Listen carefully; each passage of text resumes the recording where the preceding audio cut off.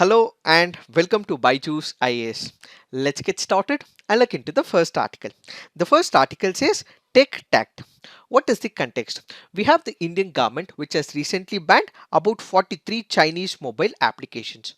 In this particular backdrop, we have to understand what has been the law used by the government of India, what will be the security threats, what have been the regulations and the apps that have been banned, and what could be the repercussions with respect to India and the Chinese diplomacy. First up, we have to understand what was the law used by the central government. We have one of the important sections, that is section 69A of the Information Technology Act. According to this act, it gives every power to the central government to block all the mobile applications that which is deemed to be a threat to the national security. We did discuss in our earlier CNAs as well, and in case there is an intermediary, and if this intermediary does not comply by the rules of the government, they can be punished with 7 years of imprisonment, and they can also be imposed with fine as well. This particular initiative has been taken by the government of India. That is because they can be a threat to the sovereignty and integrity of India, defense of India, security of the state and public order. Because all these repercussions will be faced by India, the government of India has taken up this initiative. So the Ministry of Electronics and Information Technology has issued this particular order blocking access to all these applications. That is because of the input that they have collected from the Indian Cybercrime Coordination Center, because they were given inputs that this could be detrimental to the security of India. The central government has taken this initiative. So what are these security threats? It is said that there are a lot of Chinese applications which collect huge amount of data which has got nothing to do with service. Let's say for example, it is an application which is about morphing an image or changing an image or adding a filter. But what does this application do? It generates all the information about the contacts. It is asking information about your whereabouts, and this information will be sent to the servers in the China as well. So this will become a security threat. This will become an intrusive permission collapse where you have the Chinese application which can also introduce a bug into that application, and as a result all the information about the Indian citizens can be transmitted to the servers which are placed in China, and as a result this can be detrimental to the security of India and also its citizens. That is why we have the Indian Cybercrime Coordination Center which has given all these inputs to the central government. So which are the apps that are banned? We have Alibaba's e-commerce platform AliExpress, streaming app Turbo Live, workplace messaging app DingTalk, as well as delivery app Lelamo India, and a handful of other dating sites as well. So there are about 43 that which have been blocked by the Indian government. There have been other similar applications as well. When you look into the past, you also have PUBG and TikTok which was also banned by India, taking a similar clause under the Information Technology Act. How does this basically work? What we have right now is that we have the Play Store, one which is from the Google, the other is the Apple Store from Apple. So the government will issue now a notification to the intermediaries. So first we discussed that in case there are intermediaries who are not complying with the rules of the government, they can be punished. So who are the intermediaries here? The intermediaries here will be Google, or it can be Apple as well, or it can also be the internet service providers. Let's say for example, we have the internet service providers. It can be Jio, it can be Act, it can be Airtel. In case there are internet service providers, they are asked to block certain content, they are asked to block certain applications, and in case they violate it, they can come under the imprisonment provisions as well. So these are called as the intermediaries. So the both Google and Apple will now have to comply with all the ruling given by the government, and they will have to remove it in the near future, both on the Play Store as well as the Apple Store. The internet service providers will also have to selectively block all these applications so that the existing users can't access them until further notice has been issued by the government. Now what we have to focus is on the larger picture. That is what this article speaks about. What is this larger picture? Let's say for example, we have the technological fights. So what are these technological fights? Let's say for example, you have number of applications that which has been developed by China.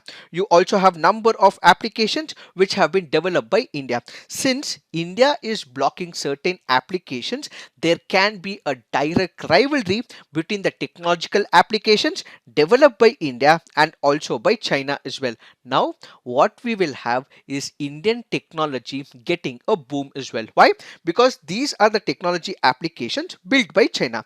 They were present in the Indian market. Now, since they are absent, since they will be blocked, it will give rise to the Indian companies. So, once we have the Indian companies, they will fill the lacune that is present in the Indian system, and they will get a shot or a boom in the technological field as well. So on a larger picture, what we have is a direct conflict or a competition between the Chinese applications and also Indian applications as well.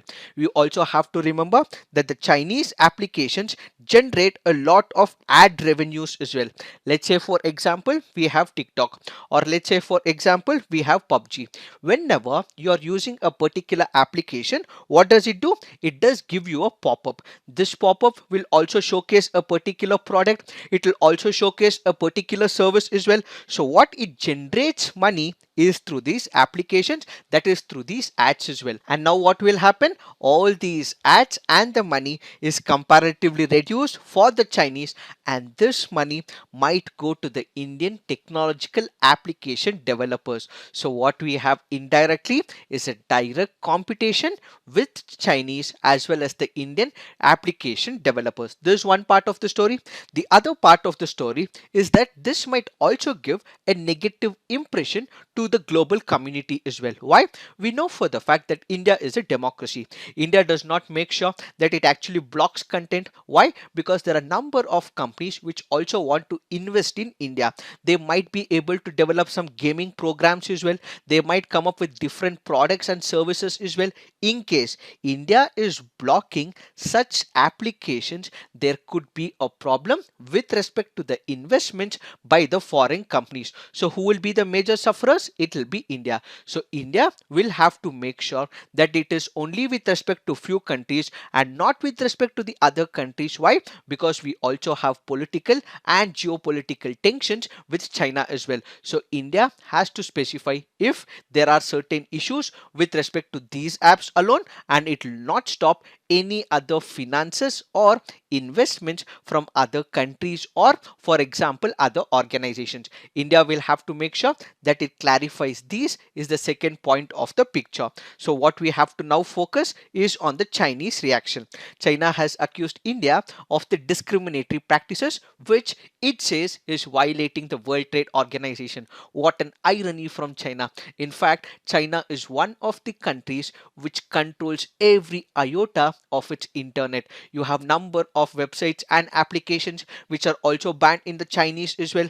They have banned Facebook, they have banned Twitter, they have banned YouTube, and they have also banned WhatsApp as well. Such country which has banned every other application and website speaks about India's control and discrimination. What an irony from China, says this article. So on a conclusion bit, the article currently goes on to say that we have the protection law, data protection law, which India currently does not have. So going forward, India will have to come up with the data protection law and clarify all these lacunae, says the author in this particular case. And at the same time, we also have to make sure that in the near future, in case we are coming up with, there has to be a clear cut clarity as to how we are imposing such bans, so that the other companies and organizations and foreign companies do know why we are doing it, is what we have to understand with respect to this article.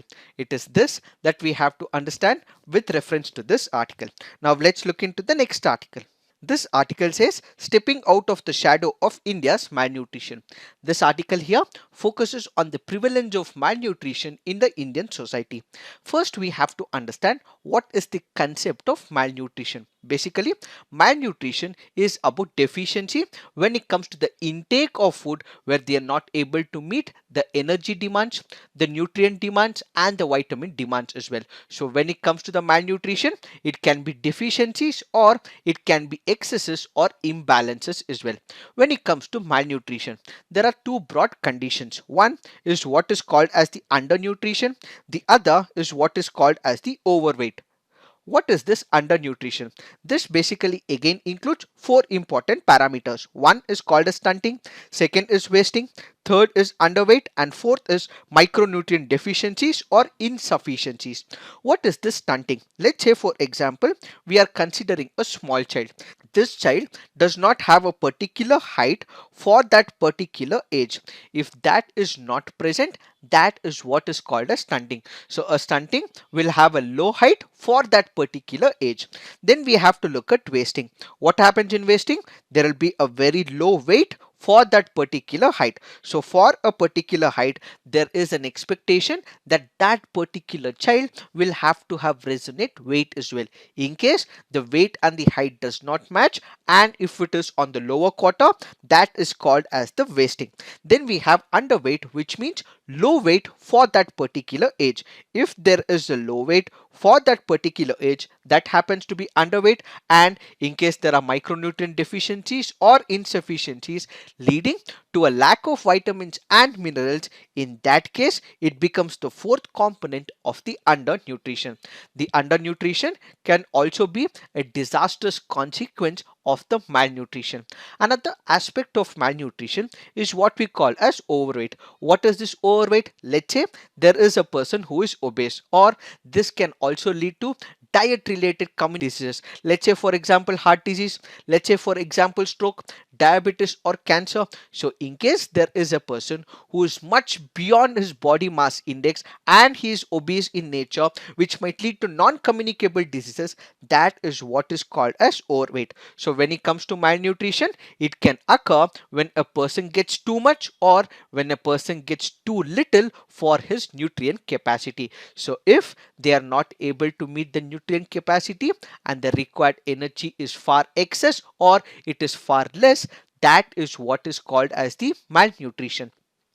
When it comes to children, what are the symptoms that we see in general? Whenever there is undernutrition, what exactly happens? There is tiredness, there is lack of energy from the children, they may face irritability and anxiety when it comes to their daily activities.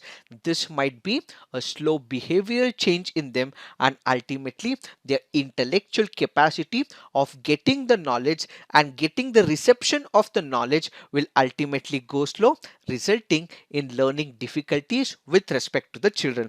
Why are we discussing this? That is because according to this article, there have been references that in case there are children who happen to go in the prayer in the early morning, there have been scenarios where they have fallen down because of dizziness. So when you go to the school prayers in the early morning, there are children who actually go and stand in the line, and ultimately they have fallen all because they were not able to get food in the morning. And there are also children who have also reported that they do not want to have food in the afternoon as well. That is because of the stomach ache. Why stomach ache? Because they have not had their breakfast in the morning. This has also resulted in malnutrition as well, is the first instance. Then we have another instance given by the article, and that is with respect to girls. So what has happened? This is an observation made by teachers in couple of states in India. They currently say that the girl's height for that particular age is also gone less as well. This has resulted in stunting, and this is where children are suffering, says these observations made by the teachers. So what is that we have to understand?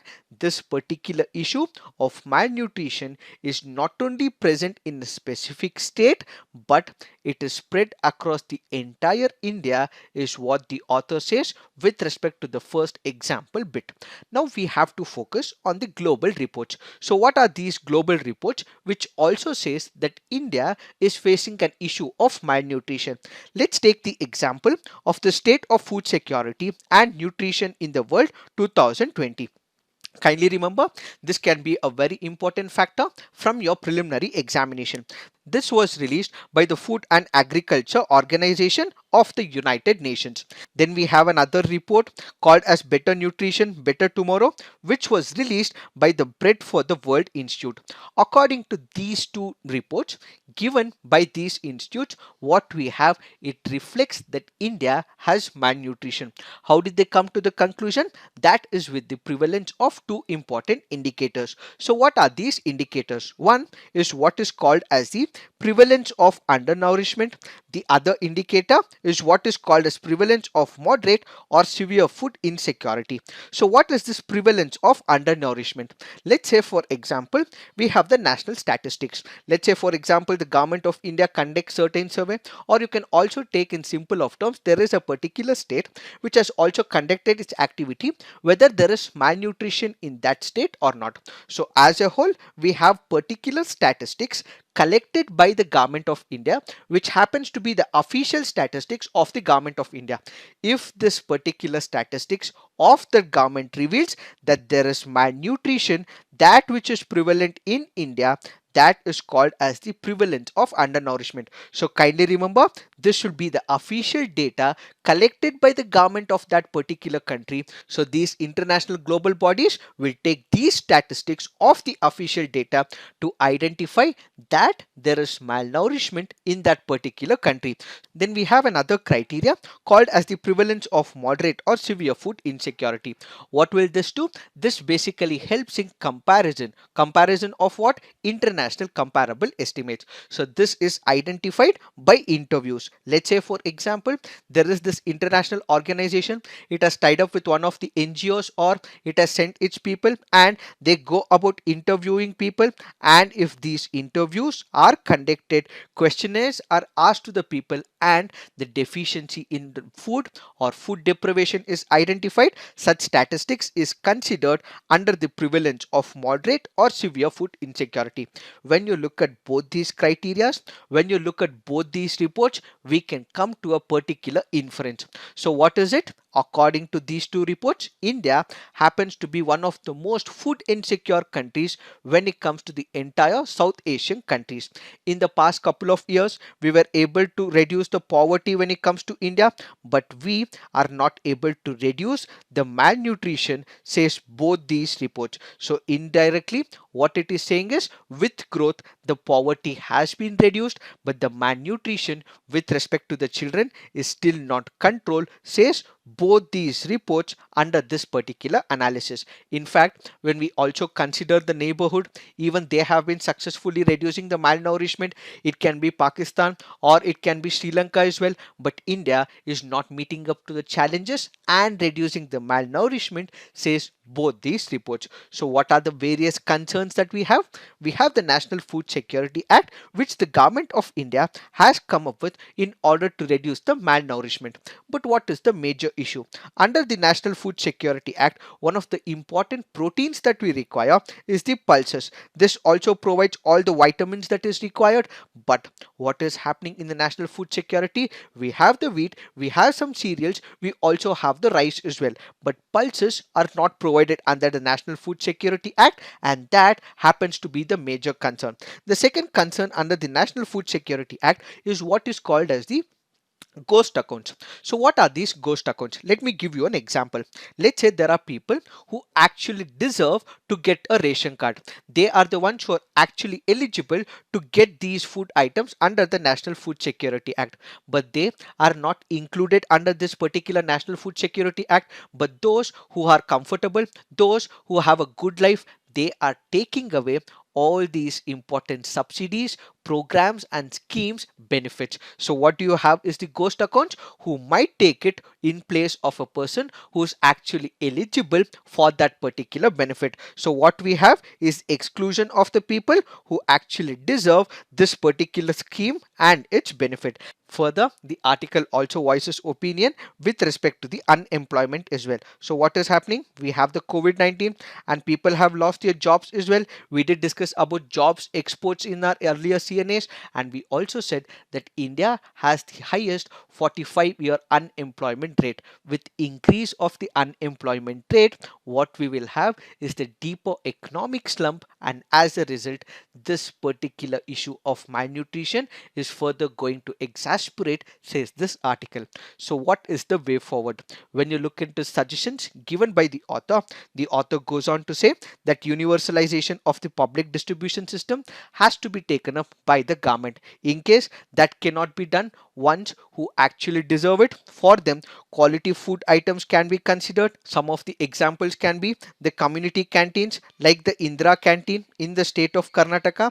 And finally, what we require is the expansion of the existing programs. So what do we mean by expansion? Let's say for example, we have the integrated child developmental schemes. Let's say for example, we have the midday meal scheme, or we have the national nutrition mission. So all these are the programs that the government has come up with, but there have been limitations when it comes to their actual implementation. Understand what has been the root cause and make sure that all these schemes and programs are implemented as per the original agenda is what we have to understand, and these should be the way forward, says the author in this particular case. It is this that we have to understand with reference to this article.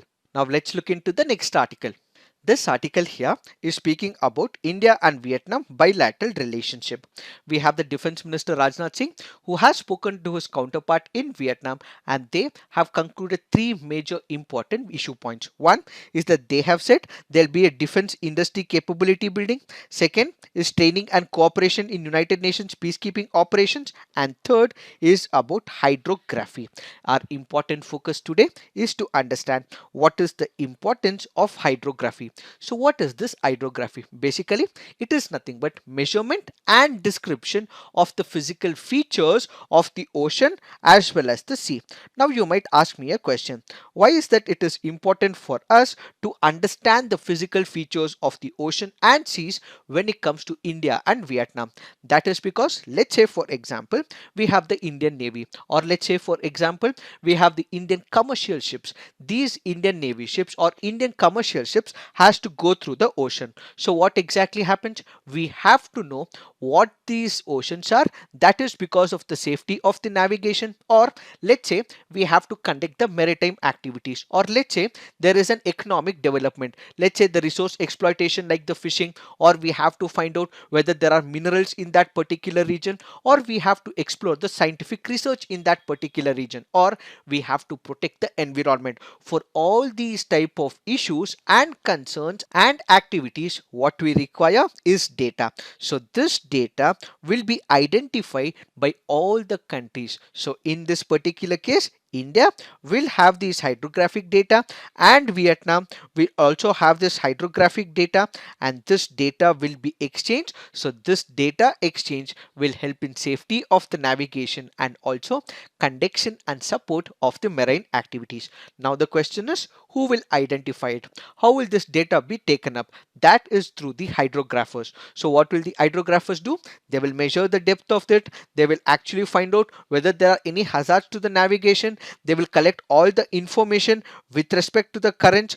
They will collect information with respect to the temperature. They will collect information with respect to the salinity. All these information will be collected by the hydrographers of their respective country, and this data will be exchanged as well. So once we have the exchange, we would be able to have the safe navigation, and we would also be able to conduct scientific research and environmental protection. Further, as part of the defense deal, Vietnam is also have said to be interested in a BrahMos supersonic cruise missile. Why?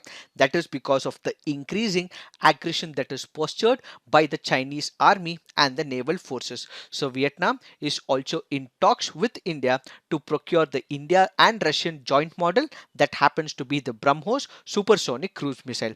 Responding to China's aggression in the past when it comes to the South China Sea, Vietnam has also called in India to play an important role in the South China Sea. There have been number of important updates and agreements with respect to India and Vietnam. How? For the supply of military spares, maintenance of the hardware, and each other's ships visits their port as part of the defense cooperation as well.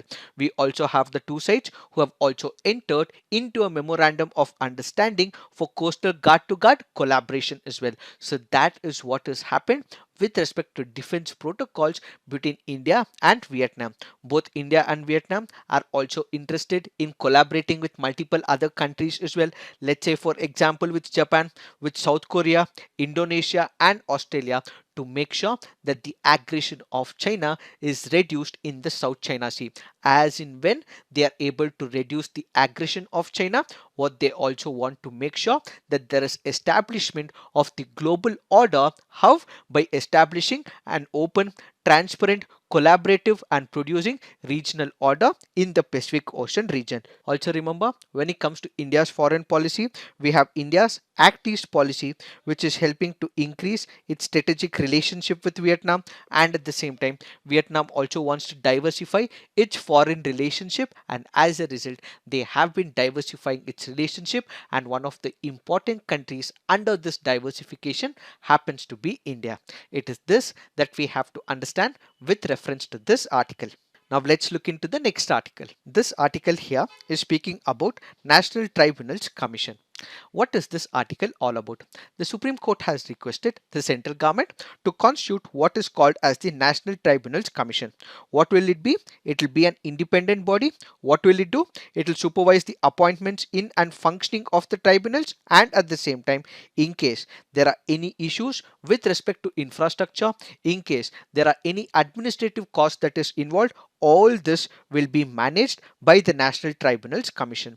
Now the question is, why is that the Supreme Court has requested the central government to constitute what is called as the new National Tribunals Commission? That is because when you look at the judiciary in India is completely independent. It does not have any interference from the executive. So what we have is an impartial, independent, fair, and reasonable judiciary, and their independence is not obstructed by the executive, or for that matter even the legislature. So what are they able to do? They are able to act independently, and they are able to give judgments independently as well. That is why people in India trust the judiciary against the excess of the executive. Now when you look into the tribunals, what exactly happens? They are also quasi judicial as well. They may also have to give judgments as well. Let's take for example the National Green Tribunal. This National Green Tribunal gives some of the important judgments when it comes to the environmental related cases. But when you look into the administrative cost of the judiciary, it is not depending upon the executive. But what happens in the tribunal? It depends on the parent body. Let's say, for example, we have the National Grain Tribunal. This depends on the parent body, and that happens to be the Ministry of Forest. So whenever there is an administrative cost that is involved, or they have to carry on their daily functions, who releases the money? It happens to be the parent body. So what is happening here? There is an indirect role played by the executive. So in case the executive does not release the administrative cost on time, what happens? The tribunal comes under the direct control of the executive. So can we say there is executive who is indirectly influencing the judgments of this particular tribunal? Yes, we can say it indirectly, but that is not the same when it comes to the judiciary. Why? Because the judiciary does not depend on the administrative cost from the executive, and as a result what we have is the executive who are indirectly can control the judgments given by the National Grain Tribunal or any other tribunal for that matter. So the Supreme Court in this particular case has said, since there is a tribunal which depends on the executive, which depends on the parent body, what we require is a new commission, and that commission is what is called as the National Tribunals Commission. So this National Tribunals Commission will basically make sure that this particular tribunal does not depend on the executive, does not depend on the parent body, but for all its administrative costs, such money will be given by the National Tribunals Commission. In fact, we also have the Supreme Court, which has also clarified up until the central government comes up with the National Tribunals Commission, there has to be a separate wing which is coming under the Ministry of Finance. So this particular wing should be providing all the administrative costs, says the Supreme Court of India. So what is the significance of this particular initiative? Up until now, we were not able to trust the judgments passed by the tribunals. Why? Because there is indirect route for the executive to influence the judgments. That is what we just discussed. But now, since we will have the National Tribunals Commission, there will be less dependence on the executive. So what we would witness is that there will be instilling confidence in most of the minds of the litigants as much as in the judiciary, says this particular article. But also remember, we will have more editorials and columns with respect to this issue. We will have the elaborate analysis once again. As of now, this is all we have to understand with reference to this article. Now let's look into the next article. This article says China slaps 200% on Australian wine. What is this article all about? We have from the past couple of months trade war that has been taking place between China and Australia. And what has been given a new feed to it is that China has imposed a 200% tax on the Australian wine. In the earlier instances, China had also stopped or in fact reduced the imports of beef, coal, barley, seafood, sugar and timber from Australia. Now the question is, why did China or why does Australia have issues with China or China has issues with Australia? That is because this decision was taken by China because Australia had supported a call for probing into the origin of coronavirus. We all know for the fact, and it is also being said, that China as a country is where the coronavirus originated. But China is not believing in it. China says that it was not the origination place as well, and China says that it is not the country which has exported or sent the coronavirus world over. Fair enough, that's what the World Health Organization says, but we also have to know the truth as well as to where this virus originated, whether it was a planted one or it was a natural one. So people were confused, so they wanted to know origin of this particular virus. This was also taken up by United States of America, and one country which supported this very cause of trying to identify the origin of the virus is Australia. So as much as United States of America was supporting this cause, it was also supported by Australia as well. This was what infuriated China, and ultimately they started imposing sanctions and also imposing tariffs on the Australian products. Australia is also working with the Mutual Defense Treaty, which happens to be with Japan as well. Since they are engaged with Japan, Chinese leaders see this as a strategic rival as well. Then we also have Australia, which has gone close to the United States of America and other Southeast Asian governments as well in expressing concerns about China's construction of the military activities where in the South China Sea. China has become very aggressive. They have been claiming lands which they are not theirs, and China wakes up every single night. It draws an historical pattern, it draws an historical line, and it says this is our land because history says so. Such is the weird and absurd nature of China, and that is why Australia has also opposed China, because they are increasing the expansionist policy in South China Sea. And apart from that, United States of America had also opposed Huawei when it comes to China's technological upgrades as well.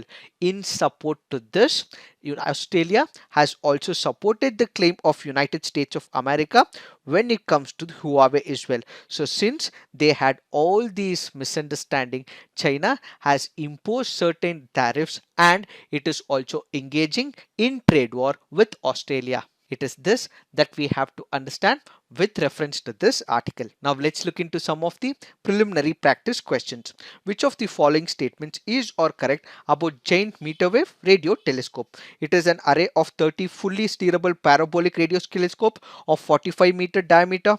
It is operated by ISRO. It is located at Devastal, Nainital, Uttarakhand at a height of 2500 meters. Which of the statements are correct? The answer to this is one only. Why have we taken this practice question? Because of the reference given under this article. Kindly remember, it is not operated by ISRO, but it is operated by National Center for Radio Astrophysics, which is a part of the Tata Institute of Fundamental Research in Mumbai. Where is it located? It is not in Uttarakhand, but it is in Narayangaon, Pune district of Maharashtra. What is the present context? GMRT has been accorded prestigious IEEE milestone status. Now let's look into the next practice question. With reference to Noctiluca scintillanus, which of the following statement is or correct? It is a free-living marine-dwelling species of Dinoflagellate that exhibits bioluminescence. The species does not produce a toxin, but it was found to accumulate toxic levels of ammonia. Which of the statements are correct? The answer to this is both. Why have we taken this practice question? Because of the reference given under this article. So kindly remember, both the statements given here are correct and they also exhibit bioluminescence as well. Now let's look into the next practice question. Which of the following are correctly matched? We have the schedule and we also have a subject matter. Fourth schedule deals with forms of oath and affirmation. Seventh schedule deals with official languages. Ninth schedule deals with state acts and regulations with regard to land reforms, and 10th schedule deals with anti-defection law. Which of them are correctly matched? The answer to this is C, that is 3 and 4. Now let's look into the next practice question.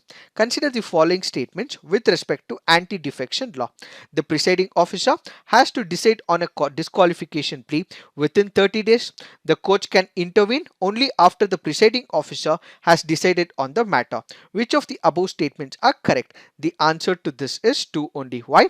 That is because the presiding officer has no time limit before which he has to decide on the disqualification plea. So this 30 days is not right. So there is no time limit for the presiding officer, and only after he has decided, that is when the courts can interfere when it comes to the anti-defection law. Why have we taken both these practice questions? Because of the reference given under this article. So kindly remember, the third schedule contains the forms of oath and affirmation, and it is not the fourth schedule. The fourth schedule contains the seats of allocation to the Rajya Sabha.